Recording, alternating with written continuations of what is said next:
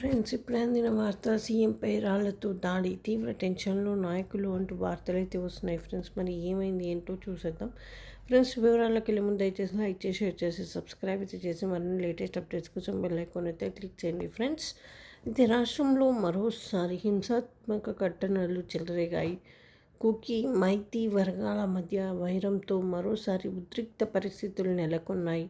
మైతీ వర్గానికి చెందిన 6గురిని cookie మిలిటెంట్లు kidnap చేసి దారుణంగా హత్య చేశారు. వారి మృతదేహాలు లభ్యం కావడంతో ఒక్కసారిగా అలజడి రాజుకుంది.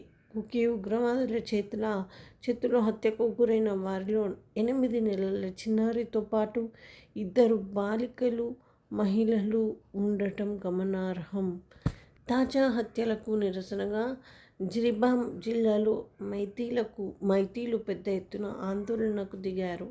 బాధితులకు న్యాయం చేయాలని డిమాండ్ చేస్తూ శనివారం మణిపూర్ రాజధాని ఇంపాల్లో ముఖ్యమంత్రి నివాసంతో పాటు 2 మంత్రులు, 3 ఎమ్మెల్యేలు ఇళ్ల ముందు నిరసన దిగడంతో పాటు దాడులకు పాల్పడ్డారు.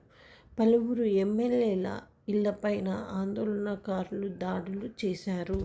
ఈ నేపథ్యంలో ఇంపాల్ వెస్ట్, ఈస్ట్ బిష్ణుపూర్, తౌబాల్, కక్సింగ్, కాంగ్పోక్సి, చురచంద్పూర్ జిల్లాలో 2 రోజుల పాటు ఇంటర్నెట్, మొబైల్ డేటా సేవలను నిలిపివేశారు. పలు ప్రాంతాల్లో కర్ఫ్యూ విధించారు. కాగా లాంఫెల్, సనకీథెల్ ప్రాంతంలోని ఆరోగ్య, కుటుంబ సంక్షేమ శాఖ మంత్రి సబం రంజన్ నివాసంపై ఒక గుంపు దాడి చేసిందని ఓ సీనియర్ అధికారి తెలిపారు. ఇంపాల్ పశ్చిమ జిల్లాలోని సగోల్ ప్రాంతంలో సీఎం ఎన్ బీరన్పై దాడి చేశారు. ఇది ఫ్రెండ్స్, థ్యాంక్స్ ఫర్ వాచింగ్.